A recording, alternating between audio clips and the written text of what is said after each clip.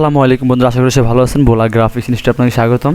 তো আজকে আমি একটি ভিনাইল স্টিকার ডিজাইন করলাম, এটা আপনাদের সাথে শেয়ার করলাম। এবং এটা শাটারের জন্য যখন আমরা বিভিন্ন দোকানপাটে দেখি যে শাটারে লাগানো থাকে 1 ফিট বাই 10 ফিট বা 8 ফিট যতটুকু থাকে না কেন, এটা ভিনাইল ফ্যানা বলে, স্টিকার বলে। তো এটা ডিজাইন করলাম, কীভাবে এটা দেখাবো। এবং আমি নেক্সটে আপনাদের জন্য তো ফ্রিল্যান্সিং ডিজাইন দেখালাম, এবং ফ্রেশে অনেক চাকরি করে এই ফ্রেশের জন্য কিছু ডিজাইন দেখাবো। যেমন এটা হলো digital banner, vinyl print, poster, lighting, sign, reflective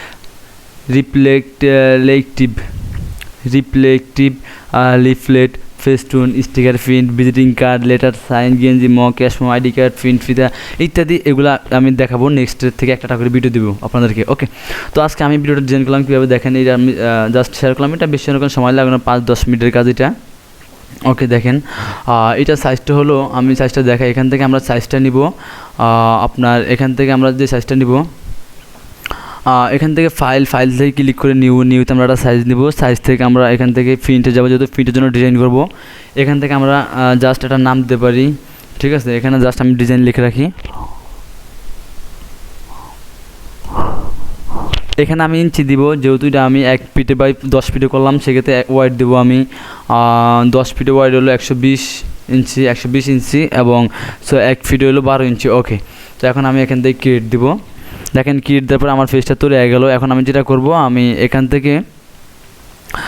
থেকে আমি জাস্ট একটা রেক্টেঙ্গেল নিয়ে এখানে একটা ক্লিক করব। ক্লিক করার পর দেখেন আমার এখানে একটা অটোমেটিকলি ইঞ্চি চলে আসলো।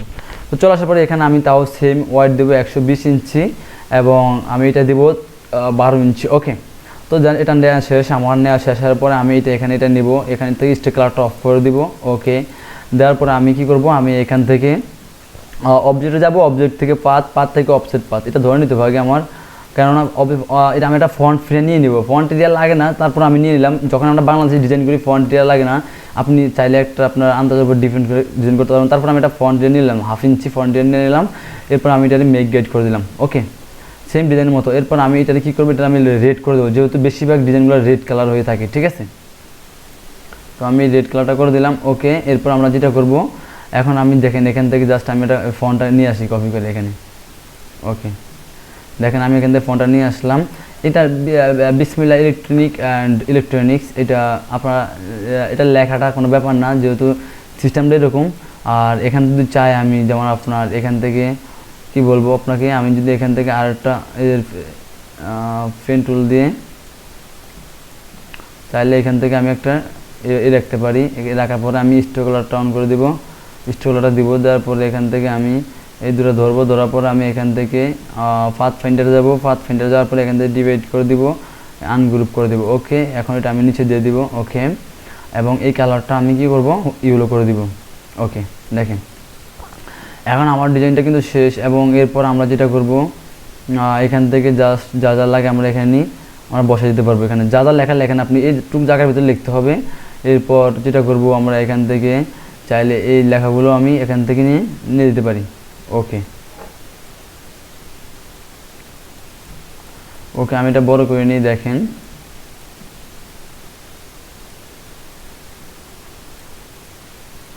ওকে, এভাবে রাখতে পারি। এরপর আমি যেটা একটু ছোটো করতে পারি, অথবা আমি এটাতে চাইলে আর একটু বড় লং করতে পারি। এই রাখলাম, রাখার পরে এখন আমি এখানে কিছু আইকন ইউজ করতে পারি। এই আইকনগুলো কোথায় পাবো, আমরা নেট থেকে ডাউনলোড করে ফটোশপ দিয়ে আমরা পিএনজি করে নেব, ঠিক আছে। এভাবে আইকনগুলো আমি নিয়ে এখানে বসাই দিতে পারবো। যে আইকন থাকে আপনার যা দিবেন, আপনি আইকনগুলো এখানে বসাই দিবেন, সুন্দর মতো শেষ। এরপর আপনার ডিজাইনটা কিন্তু শেষ। এখানে চাইলে আপনি এখানে একটা আইকন বসাতে পারেন, মানে আপনার মন মতো আপনি ডিজাইনটা সাজা আপনি এখান থেকে ফাইলে যাবেন, ফাইল থেকে এক্সপোর্ট পিকচার করতে পারেন, অথবা এখান থেকে সেভ অ্যাজ দেবো, যেহেতু আমার সেভ করা আছে। সেভ দেওয়ার পরে এখান থেকে আমরা যদি ইপিএস ফাইল দেবো, যেহেতু আমরা বাংলাদেশ ফ্রেশে 2010 ইউজ করে, তো এখান থেকে আমরা সেভ দেওয়ার পরে আর্টবোর্ডে ক্লিক করে দেবো, এখানে সেভ দেবো। সেভ দেওয়ার পরে আমরা এখান থেকে ইলাস্ট্রেটর এখানে আমরা 10 দেবো, যেহেতু আমরা বাংলাদেশ ফ্রেশে আমাদের 10 ইউজ করে, তো আমরা ইপিএস দিতে পারি অথবা এআই দিতে পারি। আমরা তো এখান থেকে ইপিএস দিয়ে দিব, তারপর 10 দিয়ে দিলে এখানে ওকে দিলে সেভ। এখন তারা এটা আপনার প্রিন্টে অটোমেটিকলি তাদের সফটওয়্যার সাপোর্ট করবে, কারণ দেওয়া সবাই এই সফটওয়্যার নাও ইউজ করতে পারে। 2017, আমি 2019 ইউজ করি, অনেকে ইলাস্ট্রেটর সিসিগুলো নাও ইউজ করতে পারে, তারা আগের ভার্সন ইউজ করে থাকে বেশিরভাগই প্রিন্টে। ওকে, তো আজকে ভিডিওটা এই পর্যন্ত, জাস্ট আমি আপনাদের সাথে শেয়ার করলাম, একটা স্টিকার ডিজাইন করলাম, স্টিকার ডিজাইন। আর এবং নেক্সটে আমি এই ডিজাইনগুলো আপনাদের সাথে নিয়ে আসবো। আর ডিজাইনটা কোথায়, এই যে এই ডিজাইনগুলো আমি নিয়ে আসবো, নেক্সট থেকে আমি এই ডিজাইনগুলো আপনাদেরকে শেখাবো। ওকে, এই ডিজাইনগুলো কীভাবে করতে হয়।